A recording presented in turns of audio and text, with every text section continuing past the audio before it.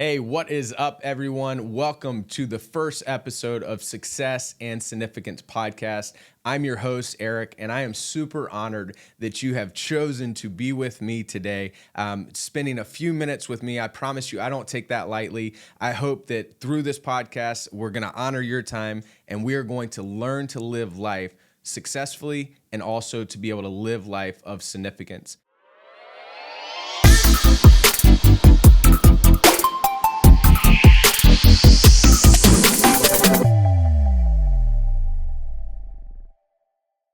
So today, what you can expect on this episode is we're just going to hang out for a little bit. You're going to get to know me some. We're going to hear about some of the things that we'll be talking about on the next episode. And my hope and my prayer for this whole thing is that you will learn and we will learn together how to be successful and how to pour out significance. So with all that being said, we're going to dive right in. So who am I? I think that's a super powerful question. My name is Eric Newman. A couple things about me is I'm a follower of Jesus. I am a husband. I have a beautiful wife, Annalisa. And guess what? We were high school sweethearts, and we are still married to this day. So there is still hope for you all that are high school sweethearts out there. I'm also a dad. I have two beautiful kids, Cameron Michelle Newman. She is 10 years old, and Braxton Gray Newman, and he is 7. And my hope is that he is the starting shortstop for the LA Dodgers one day. So if you don't like the Dodgers, please don't tune out there, but they are the best baseball team out there, just FYI. Also, I'm an entrepreneur. I have been that kid since probably 4th grade. I started my first business, and it was a candy business. So I had my school books in the backpack in my back, and then I had a backpack up front to where I found out at a young age that you could go to Sam's Club, Costco's, or one of those big wholesale stores, and you could buy blow pops or candy at a bulk rate, and then I would take them to school, and I would be able to sell them for a profit. So that is where I learned, and that is where I christened my entrepreneurial spirit. My candy business did not last that long just because the principal did end up taking my product away, but I did get it back and they gave it to my parents. So that is where my entrepreneurial spirit came from. And honestly, if you're watching this, and it is not a bad thing to consider yourself an entrepreneur, and this is really what we can boil it all down to. Entrepreneurs see things different, and we try to solve a problem. And that's what we're honestly doing here today. So I've been called many things. You just heard a dad, entrepreneur. I'm also a founder. And so a founder of many businesses, many of them. I started a lawn care company. I started a construction company. I've dabbled in real estate companies. I've owned fencing companies. And I have owned probably about 12 businesses since what I've decided to do now with my life. So I'm definitely a founder. But the one that is the most popular is that I am the founder of Roc Solid Foundation. And Roc Solid Foundation, what we do is we build hope for kids fighting cancer. And the reason that that's so important to me is that I'm a childhood cancer survivor. And I also lost 2 cousins to this horrible disease. I hate everything about the pediatric cancer, the actual disease itself, but I love everything about the pediatric cancer community. And it's a community that's out there that I didn't even really know existed. Once I got healed from pediatric cancer, I ran away from it. And then I founded an organization 15 years ago. And really where it came from is I combined my cancer knowledge and my construction knowledge. And now 15 years later, I'm able to love and serve the pediatric cancer community all over the United States. And I'm super honored that I get to do it. We started with $0, loving and serving 0 families. And now this year alone, we'll love over 5,000 families, and we'll be close to raising $4 million. And so I'm not just saying those numbers to celebrate. I'm telling you those numbers like, listen, if we can start from 0, selling Krispy Kreme donuts is how we got our start at Roc Solid. So if we can start at 0 and have no money and grow it into a multi-million-dollar a year organization, there's some stuff there. And through those 15 years, I've learned a whole lot. I have failed just as much as I have learned, but I think that's the significance of failure, is that you got to learn to fail forward. And what I mean by that is like, listen, the people that succeed in this world are the ones that are able to like sit in the failure, to digest the failure and to be able to pick themselves back up. See, the only difference is between me and you, if you're listening and you've had a failed business, which I just told you, I had probably 11 businesses before, and the 12th one succeeded. So what that means is I failed 11 times. And the difference is I just kept getting back up. And so that's part of what success looks like. Guess what? Success looks like failure majority of the time. And it's the people that you surround yourself with. It's the knowledge that you intake is what makes you successful. And the thing about success too, and this is kind of the thumbnail or whatever you want to call it, the signature of what I'm truly trying to pour out to the community is, listen, success is what we say about ourselves, and significance is what the world says about us. See, success is not just where you can read in a book and be like, I'm going to be successful and follow these 4 steps. I wish that it was, and we're going to try to take something so complex of becoming successful and try to boil it down into just into a few points. But it's not that easy. And I've never seen anybody be able to stumble upon success on accident. And I've never seen anyone pour out significance without being extremely deliberate. And for us, as we navigate the next couple of episodes, we're just going to be diving into that. And I didn't end up here by accident. I have a lot of amazing people that have poured their wisdom into me, and that I get to now pour wisdom out into the world. And so with all of that, honestly, how I'm even sitting here being a founder is that I had a construction company back in 2008, and I ended up losing everything that meant to me. Anything of any value, I ended up losing in 2008. See, I looked good to the world standard of what success looked like. I had the cars, I had the houses, I had cash at the time, and then I had everything. Like I would walk into a restaurant or I'd walk into a bar where I would hang out with my buddies, and I knew that I was one of the successful guys walking in. But the difference is I was just focused on one. I was focusing on becoming successful. And you have to have money in this world. This is not a poverty gospel. This is something to where, listen, to be successful, you got to make money. But then we have to learn that you can live with both, that you can do both. You can live for success and live for significance. And in 2008, I had what I call a curbside moment. And if you're watching this or listening to this, you may have had a curbside moment. And this is what a curbside moment is. When you sit down, it doesn't have to be on the curb, but when you sit in a moment to where you know that you have failed.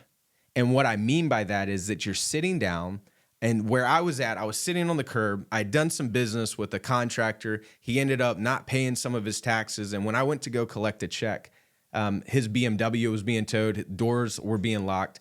And I sat there on that curb and I knew that I wasn't going to get paid. And I had no more money, and I had ran out of everything that I needed. And my phone, I had 2 cell phones around me. They were ringing off the hook, and I couldn't answer the phone. I was crying, and I had my hands in my head, and I knew that it was over. And that's the moment for me that changed everything in this world. Because when I lost everything of success that I had been chasing, I lost everything that the world said I should have, but guess what? The world was nowhere around. So if that's you and you're listening, you've had a moment like that where you realize that you failed. The difference is I had someone there that stuck their hand out to me and helped me stand. And that's what this is about. So I appreciate you all coming along with this. This is going to be fun. It's going to be a journey. And the reason that this podcast exists is I hope that you don't have to go through a lot of the failures. I'm going to share a lot of the wisdom that I've been able to receive from other people. I'm also going to have some amazing guests on this podcast that you're going to hear from them of how and when they became successful, but also how they're pouring out significance. So it's not just going to be me every single episode, which I hope that that we start to build a relationship and that we start having fun. But it's not going to just be me. It's going to be a lot of good content, and I'm going to take it serious. And so there's a Bible verse. It's Proverbs 3:8. It says, "Blessed are those who find wisdom, those who gain understanding, for she is more profitable than silver and yields better return than gold." And what that means is from that curbside moment, I've been able to just sit with people. And yes, part of my job as being a CEO of a nonprofit is to ask people for money. But guess what? That's not, I ask for their wisdom more so than I ask for their money. And so it's a key ingredient if you seek wisdom. So I love to read. You can see some of the books behind me.